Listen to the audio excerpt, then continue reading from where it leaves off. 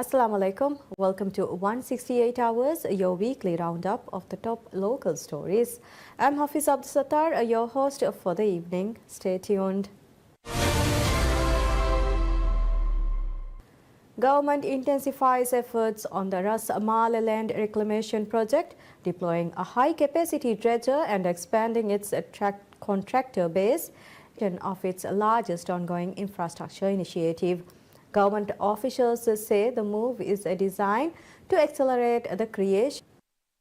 The Ras Mal development seeks to reclaim 100 been reclaimed, indicating the construction of 65,000 housing units upon completion.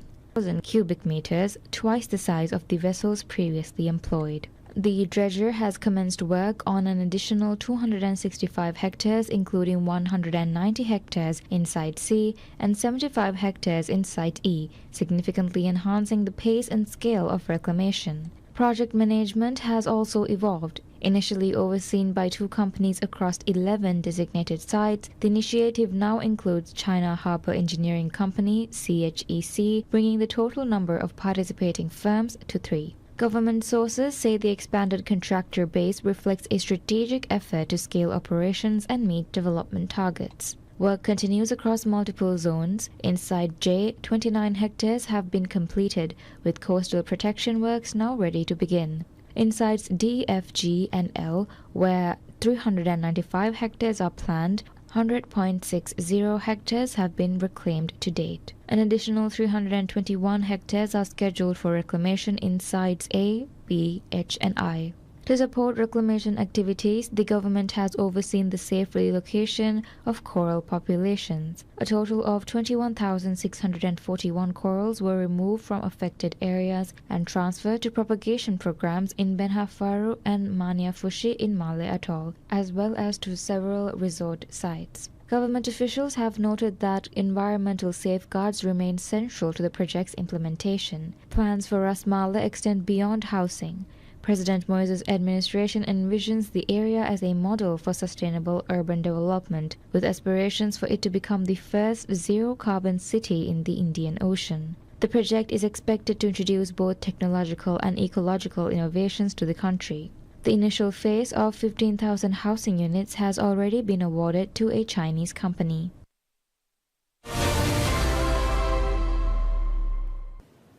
Maldives Immigration officially launches 3 new campaigns aimed at service enhancement for immigration officers.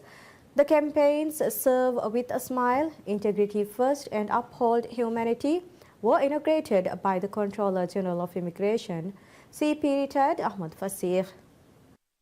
According to Maldives Immigration, the Serve with a Smile campaign emphasizes quality service delivery, encouraging officers to serve with professionalism, empathy, and approachability. Integrity First aims to reinforce honesty, transparency, and accountability, reminding officers of their responsibility to uphold the highest ethical standards. The Uphold Humanity, meanwhile, highlights the importance of treating all residents and visitors with respect, fairness, and dignity. Speaking at the launch, the Controller General, Fasih, said immigration officers are the face of the country, as they are the first to welcome tourists upon arrival and the last to bid them farewell at departure, adding that the way they serve reflects the values of the institution and the nation. Following the launch, the Controller General visited the main divisions of the organization to personally introduce the campaigns and emphasize the importance of embedding these values into daily operations. The campaigns will continue across various offices in Malé and the atolls, with active participation from all immigration officers. They will also include sessions conducted by professionals on the importance of customer service, integrity, and human rights.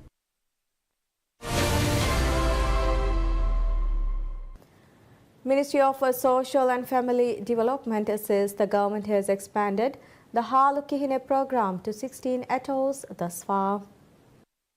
The initiative, launched in May last year, involves visiting residents across all islands in the Maldives to assess their well-being, identify individuals in need, and provide necessary services. Speaking on PSM News' Rajami of the program, Deputy Minister of Social and Family Development Mariam Lahfa said assistance is being provided to vulnerable families identified through the program, including job and training opportunities. Fafu Atoll is the latest atoll to benefit from the program, with ministry staff visiting 95% of the households in Fiali and Biledu. The Halukihina program initially began in Hulumale. In alignment with President Dr. Moise's vision of fostering a compassionate society, the program aims to strengthen relationships and build trust between the government and the citizens. The initiative involves visiting residents across all islands in the Maldives to assess their well-being, identify individuals in need, and provide necessary services. The Ministry of Social and Family Development is working closely with public service institutions, relevant agencies, atoll councils, local island councils, and women's development committees (WDCs) to conduct the program. The goal is to visit every household in the Maldives within a year to identify individuals requiring special assistance from the state.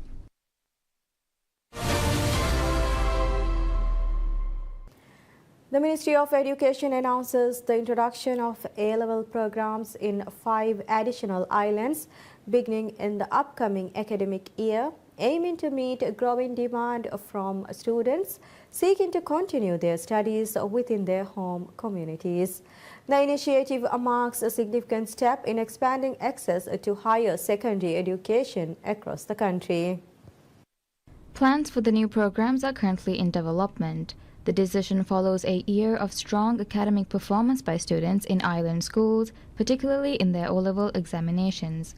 Dr. Ahmad Muhammad, State Minister of Education, referenced these results during an appearance on PSM News' Rajami of the program.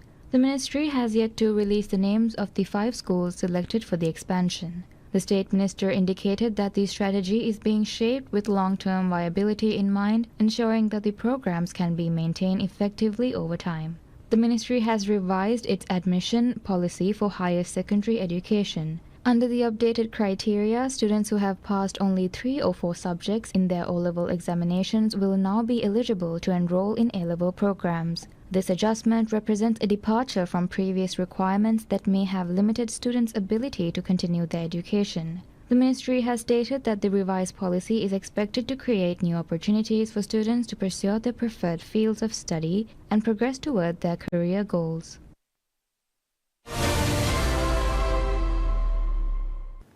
President Dr. Mohamed Muiz addresses the nation on the occasion of a National Day, issued a resolute appeal for Maldivians to assume personal responsibilities in safeguarding and transmitting the country's identity. Speaking at the official ceremony held in Utim Ha Alif Atoll, he underscores that this imperative extends beyond governmental mandate and rests fundamentally with the citizenry.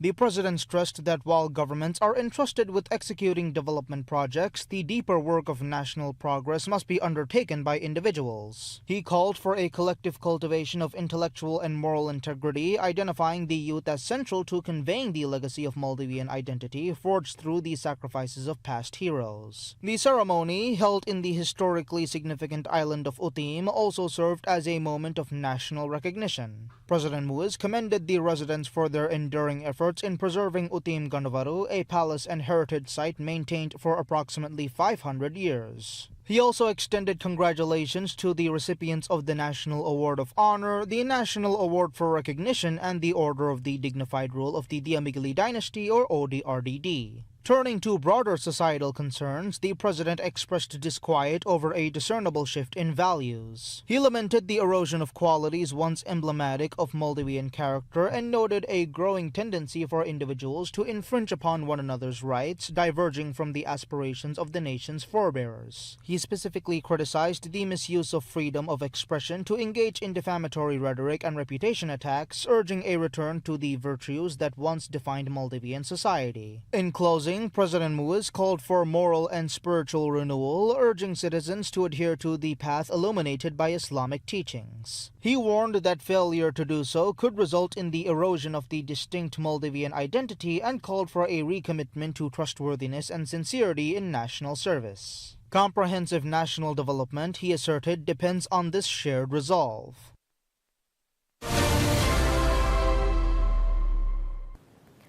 President Dr. Mohammad Moees confers the presidential honor for distinguished service to the nation of Maldives upon the esteemed people of Utim, Halif et al. In recognition of the enduring contribution to the preservation of national heritage. The honor acknowledges their steadfast commitment to safeguarding Utim Gandavaru, a site of profound historical and cultural importance that has remained under their devoted care for nearly 5 centuries. Utim Gandavaru, the ancestral residence of Al-Sultan Al-Ghazi Muhammad Takrafan Al-Awzamar Utim Maharadun, holds immense significance as a symbol of the nation's heritage. It was his home prior to ascending the throne and has long been revered as a monument of Maldivian history and culture. The people of Utim have shown exceptional dedication to maintaining the palace and other relics on the island, a responsibility they have shouldered for more than 450 years without any form of compensation. Their meticulous care for Utim Gandavaru reflects the deep respect they hold for the site. The palace interior is blanketed with white sand, carefully sifted with a baipoli or traditional sieve to maintain cleanliness. The outer grounds are covered with clean coral sand tended by the women of Utim, who ensure the premises remain pristine. Out of reverence, fishermen refrained from using the palace road or bringing fish into the area, mindful that even a single drop of blood might compromise its sanctity. For centuries, despite limited or no government support, the people of Utim continued their devoted efforts. In recent years, however, the government has introduced comprehensive measures, including hiring dedicated workers and allocating resources for the maintenance and renovation of the site. These steps now ensure a more sustainable level of care and protection for Utim Gandavaru, building upon the legacy safeguarded by generations of Utim residents.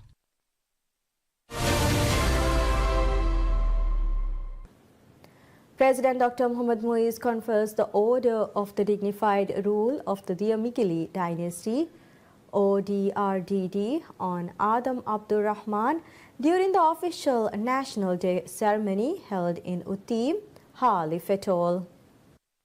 Adam Abdul Rahman, widely known as Utim Adam, began his service to the Maldives on the 26th of August 1965 as Island Chief of Utim or Utim Khatib. After serving in that post for more than 15 years, he went on to become Atoll Chief, holding office for over 11 years across 3 separate terms. His tenure was marked by numerous challenges due to the limited resources available at the time. Notably, during the 1970s, when several atolls faced acute shortages of basic food supplies, his wisdom and leadership ensured that no one from Utim succumbed to starvation. During the period when the Ministry of Atolls Administration managed development projects, Adam Abdul Rahman played a pivotal role in enhancing efficiency. He advised replacing the practice of transporting goods and compensating workers directly from Male with a contractual system, a reform he regards as one of his most significant contributions. He also worked to extend administrative services to atolls and islands that had previously been accessible only in Male, thereby making essential services more readily available to local communities. Renowned for his close connection with the people, Adam Abdul Rahman was a leader who genuinely empathized with their concerns and worked tirelessly to address them.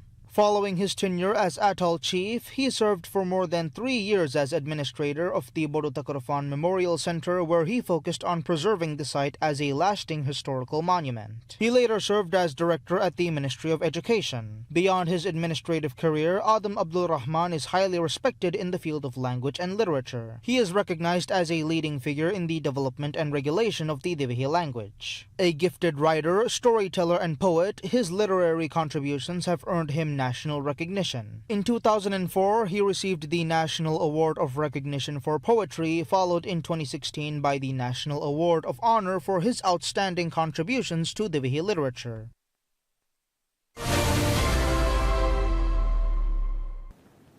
President Dr. Mohammad Moees confers the Maldives' highest civilian honors upon a select group of individuals and one corporate entity, recognizing their enduring contributions to the nation's intellectual, cultural, and civic advancement. The recipients were selected by the National Awards Committee, a body constituted by presidential decree to oversee the evaluation and nomination process. The National Award of Honor, the country's most prestigious civilian accolade, comprises a Shield of Honor, a Badge of Honor, and a certificate. The National Award of Recognition, conferred for notable service and achievement, includes a commemorative plaque and certificate. Among those receiving the National Award of Honor were 3 individuals whose work has left a lasting imprint on national identity. Muhammad Mauroof Jamil was honored for his distinguished contributions to construction and architecture, reflecting a career defined by technical innovation and civic impact.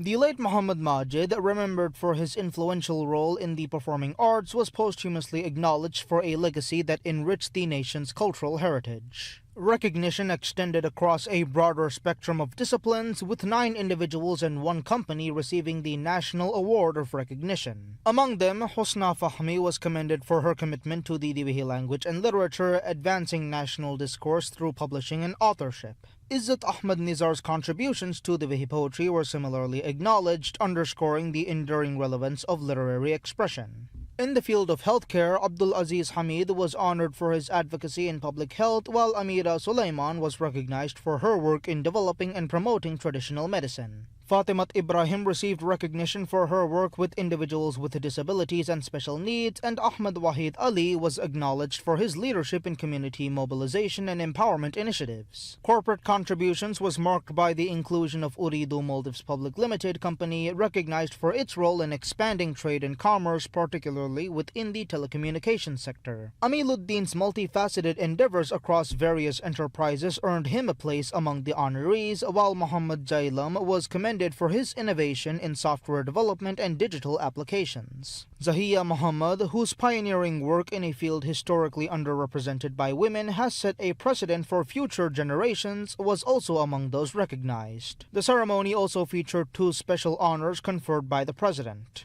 The Presidential Honor for Distinguished Service to the Nation of Maldives was awarded collectively to the people of Utim in tribute to their historical significance and enduring contributions to the state. Adam Abdul Rahman was decorated with the Order of the Dignified Rule of the Diamigli Dynasty, or ODRDD, acknowledging more than 4 decades of dedicated service to the government.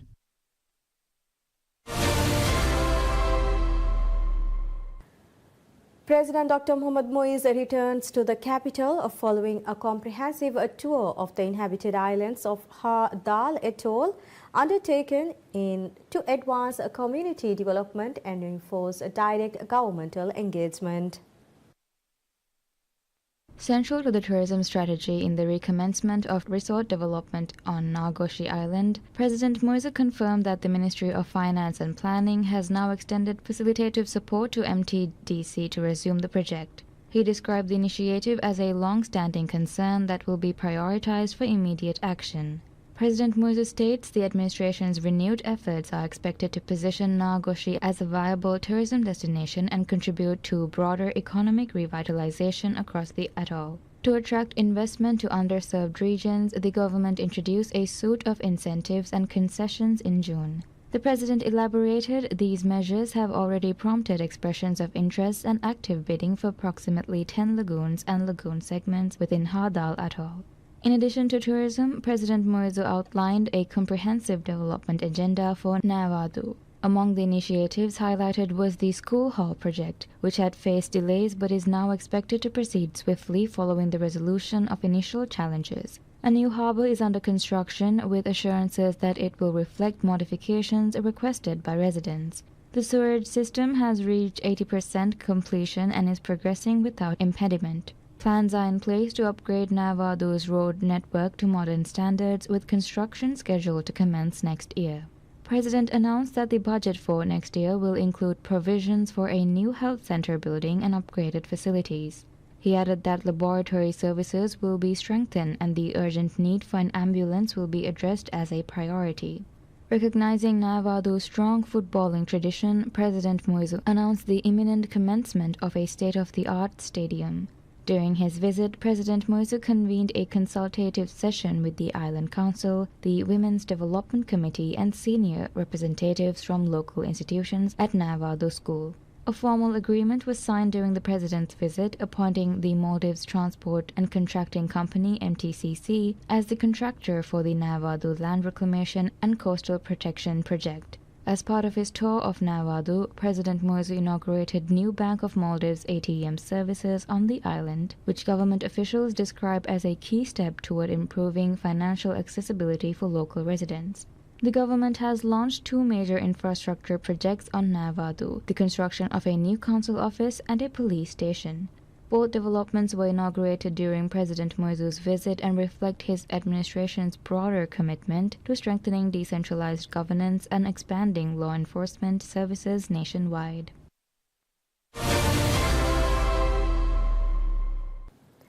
The Minister of Economic Development and Trade, Mohammed Saeed, says the introduction of a new duty-free zone at the commercial port of Kuludufushi to complete the expansion of its services will significantly boost the re-export trade.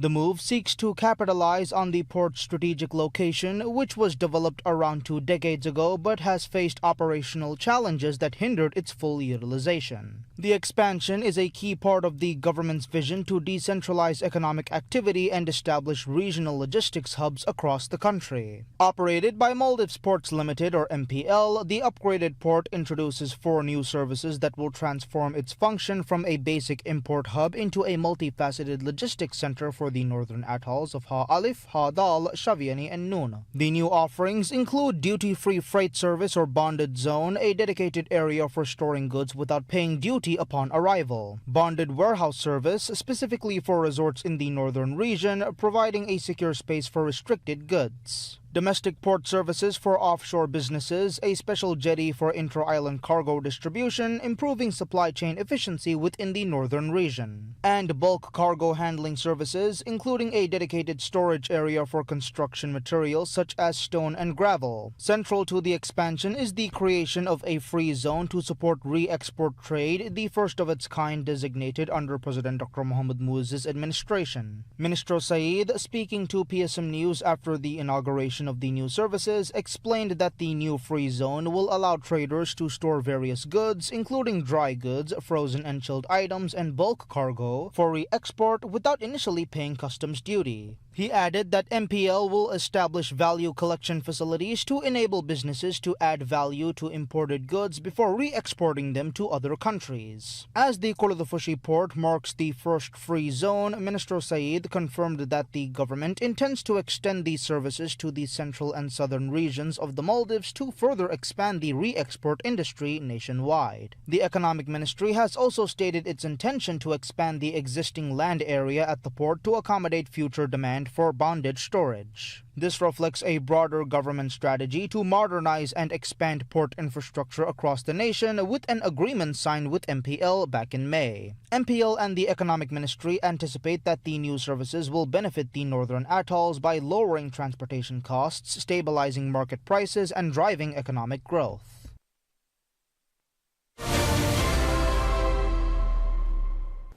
The National Forum of Civil Society Organization (NCSO) officially launches a move intended to empower and increase the participation of civil society groups across the country.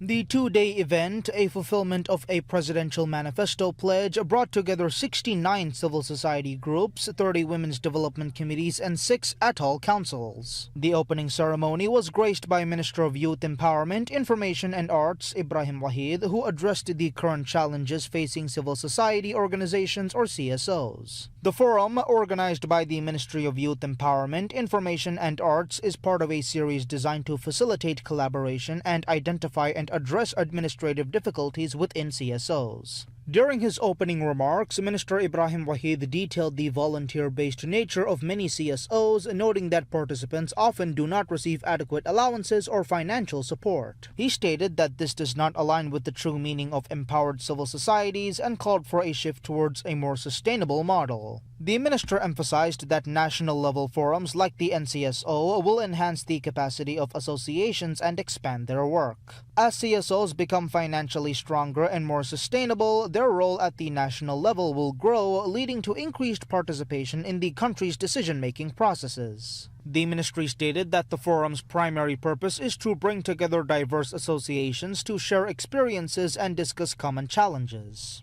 The initiative aims to foster collaborative problem solving and empower CSOs to collectively find solutions to the challenges and obstacles they face. The launch of the NCSO is seen as a significant step towards strengthening civil society in line with the incumbent administration's campaign pledges. By focusing on financial sustainability and capacity building, the government hopes to create a more robust and influential civil society sector.